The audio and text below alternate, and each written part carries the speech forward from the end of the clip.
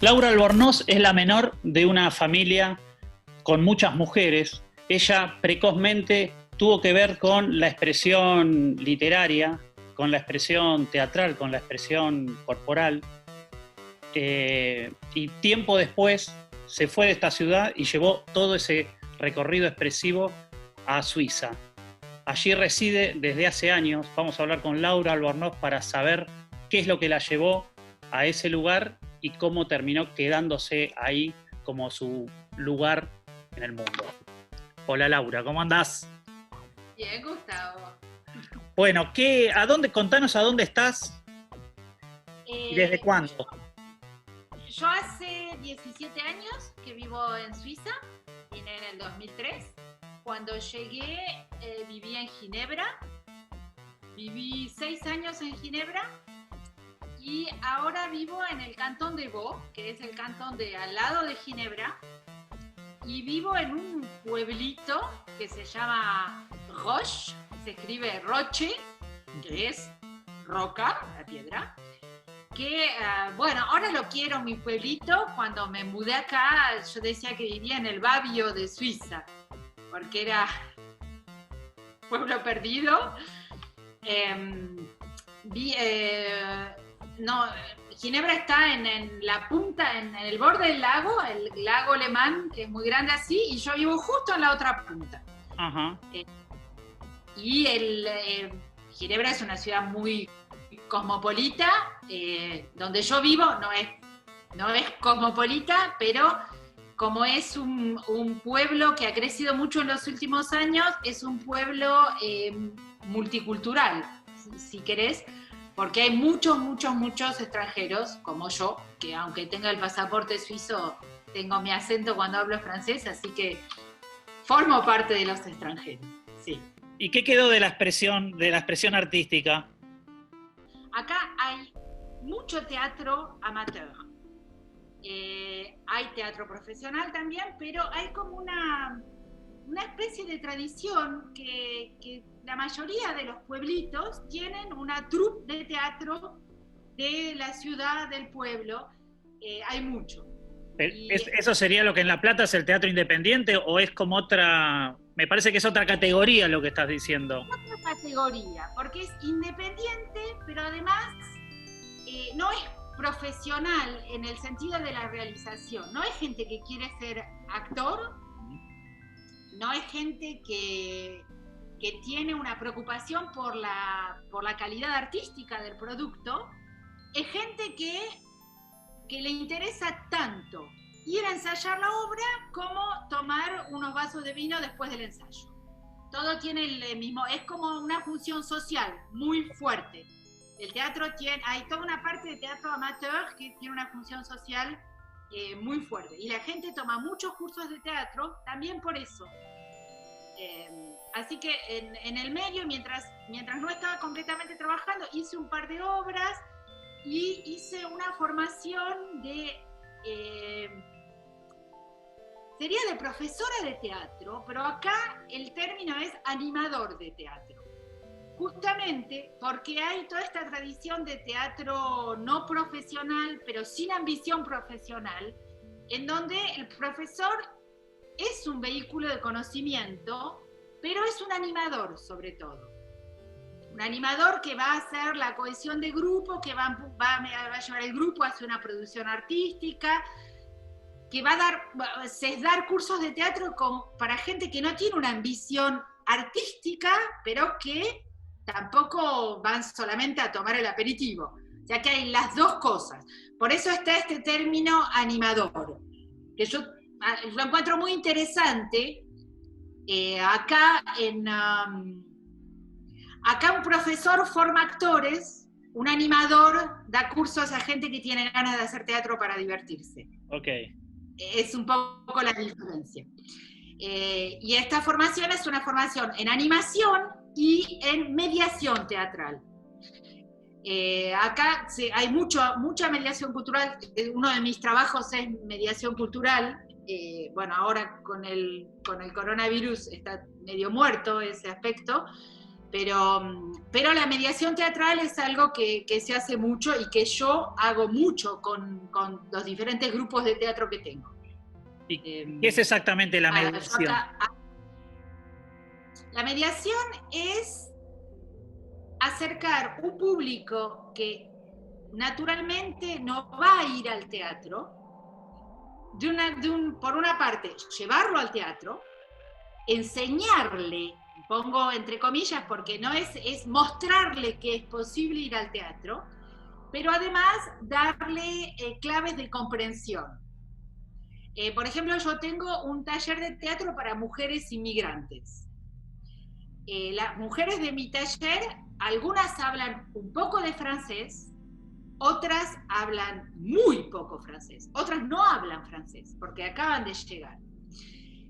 Este taller de teatro, el objetivo mayor, como ves con ese público, no es hacer, digamos, sí hacer teatro, pero no es hacer un objeto artístico, pero es el teatro como útil de integración, de aprendizaje del francés, de socialización, porque seguido las mujeres, los hombres enseguida empiezan a trabajar, entonces hacen contactos y hablan francés, y las mujeres están con su velo metidas en la casa con los chicos, no hablan francés, no conocen a nadie, y entonces en este taller de teatro vienen a hacer teatro, aprenden francés con otras mujeres, y la mediación teatral con ese público tiene muchísimo sentido. Porque hay mujeres que nunca fueron al teatro en su vida, que no saben, he escuchado, ¿qué diferencia hay entre el cine y el teatro? Por ejemplo. Viste que en el imaginario para uno es como wow, pero no, si hay actores, si hay una historia, ¿qué diferencia hay? Entonces, con ese tipo de gente es darle claves de comprensión de la, digamos, ¿cómo se llama?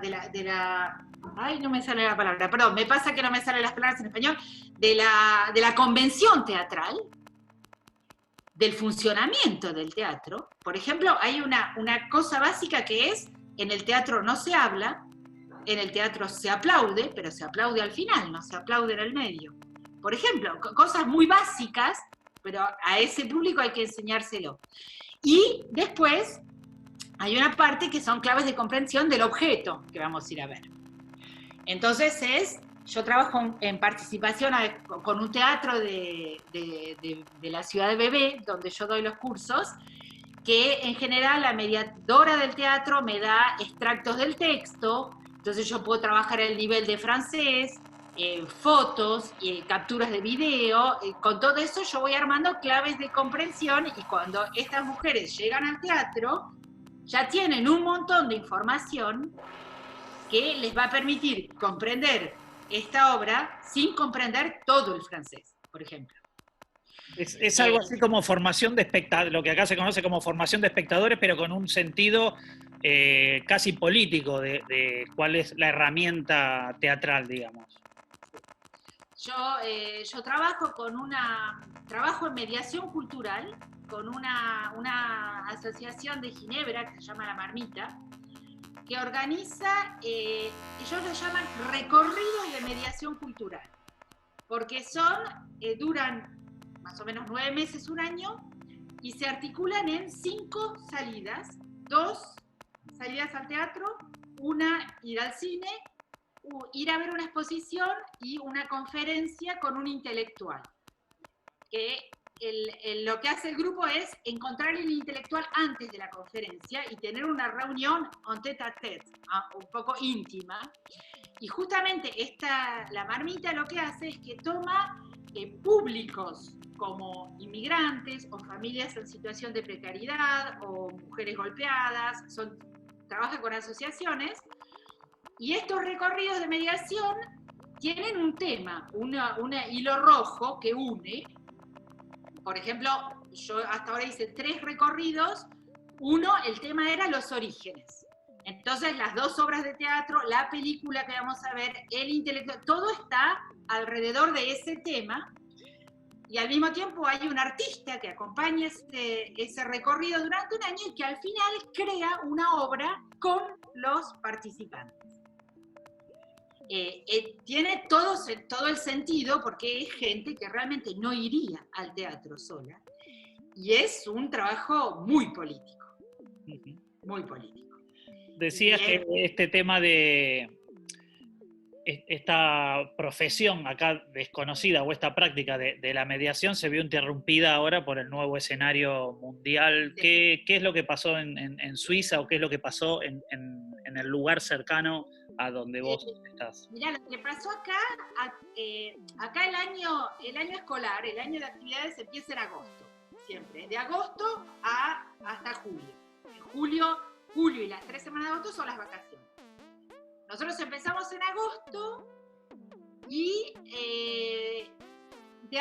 primero algunos asociados empezaron a decir no, porque todo con máscara, con la distancia, y es difícil. Imagínate que acá para ir al teatro había que ir con máscara y estar con máscara toda la obra, pero además hay que comunicar con esta gente con máscara y ya esa era una dificultad, pero bueno, la íbamos remando y en un momento empezaron a cerrar los teatros, a anular los espectáculos. Y lo que pasa es que la Marmita decidió anular completamente la temporada. Porque en un momento ya no tenía más sentido. Era como una parte de voluntarismo muy grande, ¿viste? Voluntarismo no se dice, pero bueno, ya me entendiste lo que quise decir. Todos le metíamos mucha onda para que suceda, y después la pregunta que viene es, ¿realmente estamos haciendo algo por ellos? Imponiéndoles una salida con máscara, con distancias, con un montón de obligaciones que no tienen que ver con la realidad de ir al teatro. Entonces, bueno, al final como que la remamos y en un momento decidieron que todos se separaban este año. Con los grupos de teatro sigo, por ejemplo, hoy por hoy acá no estamos en confinamiento. Yo tengo que decir que tengo muchísima suerte de vivir en este país, en donde el espíritu helvético es un espíritu que se basa en el respeto del ciudadano. Entonces el gobierno impone ciertas cosas, pero muchas menos cosas que nuestros vecinos franceses, por ejemplo. Acá no estamos confinados, tenemos un límite de gente, de 5 personas para juntarnos. Yo, por ejemplo, tengo un curso de teatro de adultos, de gente de acá, esos no son inmigrantes, que son 6 alumnos, y conmigo 7, y ellos decidieron que se van a turnar para que cada vez 2 no vienen. Okay. Entonces somos 5 y podemos seguir haciendo el curso, pero con máscara. Okay. Teatro con máscara es... Bueno, teatro con máscara, uno piensa en el teatro griego, ¿no? Acá el teatro con máscara se vuelve anecdótico. Pero, bueno, es una manera de no cerrar. No liquidar las cosas antes de que nos digan desde arriba, no, acá hay que cerrar. ¿Hubo momentos más extremos? ¿Hubo momentos más de cierre? ¿Hubo algún momento en que se abrió, se cerró? Sí, se cerró, se abrió, se fue midiendo. ¿Cómo fue la dinámica? En marzo. A mediados de marzo se cerró todo. Se cerró la escuela, se cerraron. Lo único que estaba abierto eran las farmacias y los supermercados. La escuela era la escuela en casa y todo el resto estaba cerrado. Pero el confinamiento no era obligatorio. Era recomendado. El gobierno suizo pedía a los ciudadanos que por favor no salgan, que no se vean, que no se contacten. Y por supuesto la gente lo hacía. Por eso funcionó. Por eso no tuvieron que poner cubrefuego, no, ¿cómo se dice? Nada obligatorio, policía que controle, no fue necesario. Y estuvo todo parado, cerrado, desde mediados de marzo hasta mediados de junio. Mediados de junio las clases retomaron. Los teatros no abrieron porque ya en julio es el verano, ya son las vacaciones. Entonces muchas cosas no volvieron a abrir. Yo, por ejemplo, mis cursos de teatro no los volví a empezar. Terminó el año y no los hicimos. Y en el verano todo estaba como casi normal, digamos.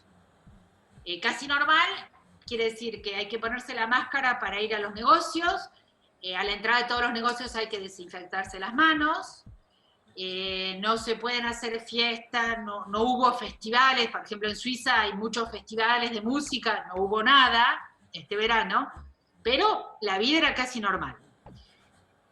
En fin de agosto empezaron las clases, arrancó todo como normal, más o menos, y se disparó el virus. Entonces empezaron otra vez a cerrar. Así que de a poco todo fue cerrando. Ahora no estamos en la situación que estábamos en marzo, porque justamente hay tanta presión económica, de los medios económicos, de los medios sociales, que no se puede volver a un confinamiento cerrado como estábamos en marzo. Cerrado con permisión de salir, pero cerrado cuanto que no había nada.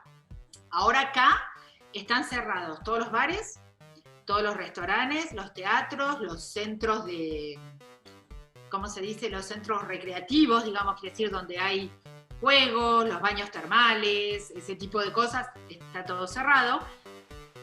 Pero, por ejemplo, los shopping están abiertos, que no tiene demasiado sentido. Aunque la mayoría de los negocios están abiertos, y solo, bueno, los restaurantes y los bares cerrados y las discotecas.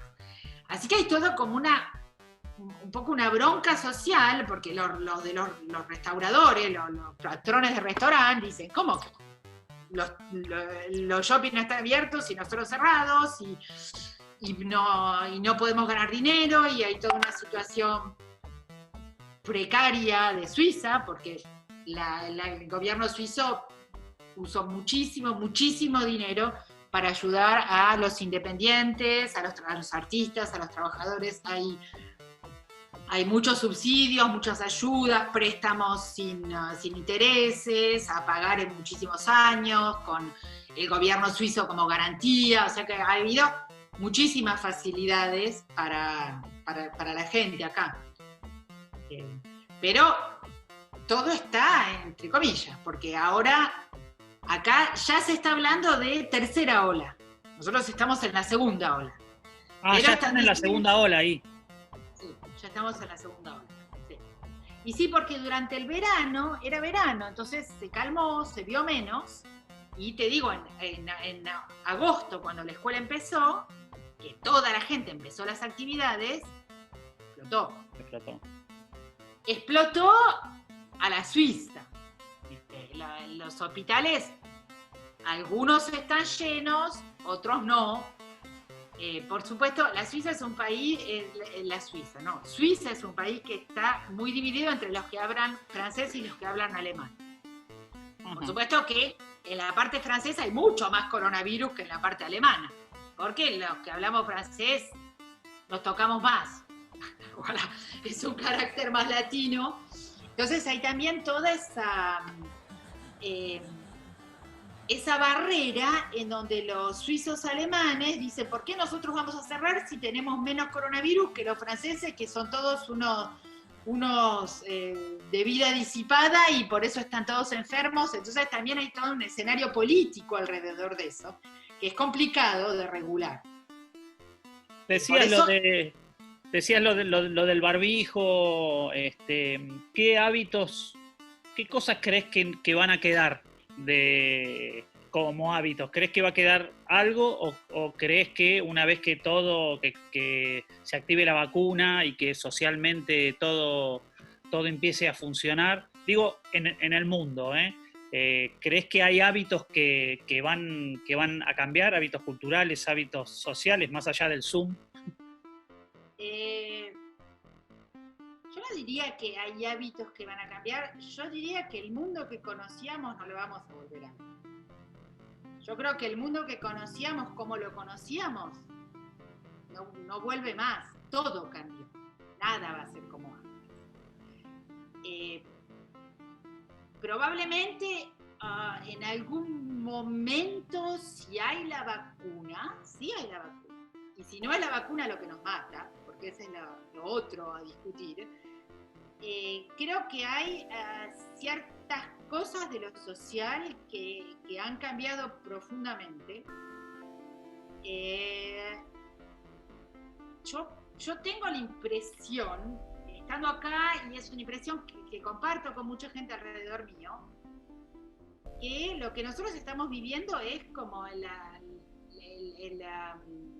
¿cómo se dice? El declinamiento, el declive. El declive, la declinación. No la declinación es más generoso. La muerte lenta de un sistema. Para mí hay como muchas cosas que no funcionan y que lo que estamos viviendo nos está mostrando que no funciona. Que lo primero que no funciona para mí es el sistema capitalista. No me volví comunista, no me volví socialista, pero de alguna manera estamos viendo que esta distribución de riquezas y esta distribución de posibilidades de producción no funciona más. Y creo que las cosas que van a cambiar profundamente son esas. Acá, cada vez más, hay gente que dice tenemos que vivir de manera diferente. Hay que organizar de manera diferente. Es fácil en Suiza decir eso, porque no estamos remándola todos los días para poder comer, como en Argentina. Entonces tenemos como una especie de distancia para pensar, bueno, ¿qué tiene que cambiar? De las costumbres que hoy vivimos, la gente que no se toca más, la gente que no se da más besos, eso para mí es violento, decir, ¿nos damos un beso o no? Cuando vemos a alguien.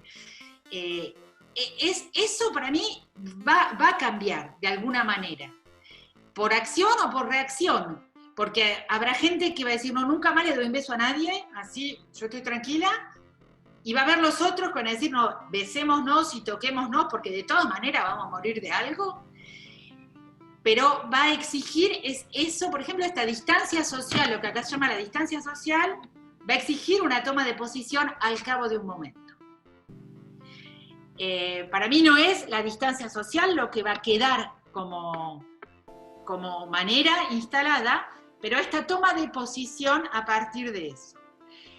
Cada vez hay más gente que dice, yo no tengo ganas que me digan cuánta gente puedo invitar a mi casa, no quiero vivir eso. Entonces eso también va a cambiar en algún momento. El problema es que ahora es muy difícil de decir, porque todo es como un flotamiento de directivas y de cosas en donde nadie sabe qué es una buena directiva, para qué sirve cada cosa que hacemos. Las hacemos porque hay que hacerlas, pero no se sabe. Y hay toda una efervescencia de teorías del complot increíbles, de una imaginación que Orwell sería, pero el rey, acá recolectando testimonios. Las cosas que uno escucha cuando escuchamos ese tipo de teoría de complot, de cosas, todo eso también va hacia una tendencia. Creo que lo que va a cambiar sobre todo es la confianza que los ciudadanos tienen hacia sus dirigentes. Creo que eso es algo que lo vamos a ver porque la organización social, el sistema capitalista y la organización social que viene como consecuencia del sistema capitalista, es decir, la primera, la escuela está pensada y organizada para que los padres trabajen y produzcan. Todas esas cosas se van a ir al carajo en algún momento, no van a funcionar más. Y para mí eso es lo que va a cambiar. Después, máscara, no máscara, desinfección, infección, me parece que eso no, es muy difícil de decir.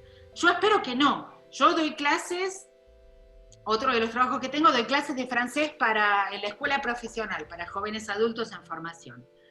Yo doy clases con máscara, mis alumnos están todos con máscara, y eso no se sostiene más. Enseñarle francés a un extranjero que no puede ver tu boca, cómo hablas, es una cosa completamente ridícula. Entonces, eso se sostiene ahora, porque estamos de nuevo en este flotamiento de directivas en donde, bueno, hacemos algo porque hay que hacerlo, pero eso no puede tener a lo largo, no se puede sostener, como el número reducido, todas esas cosas. Pero no es eso lo que va a cambiar. Lo que va a cambiar para mí es la organización social. No va a ser el año que viene, pero nosotros lo vamos a ver.